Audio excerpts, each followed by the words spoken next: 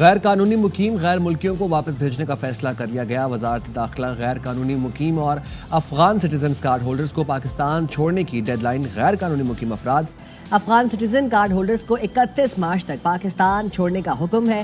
غیر قانونی مقیم غیر ملکیوں کو 1 اپریل سے پاکستان سے بدر کر دیا جائے گا۔ طور پہ فیصلہ ہو چکا ہے کہ جو افغان سٹیزن کارڈ ہولڈر ہیں 31 مارچ 2025 تک پاکستان جو ہے وہ چھوڑ دیں۔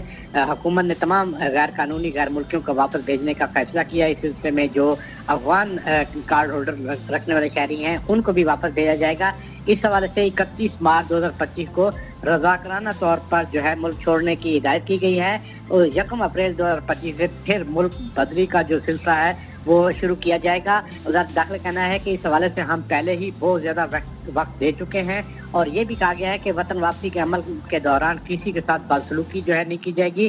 واپس جانے والے غیر ملکیوں کے لیے خوراک اور صحت کی دیکھ بھال کے بھی انتظامات کیے گئے ہیں۔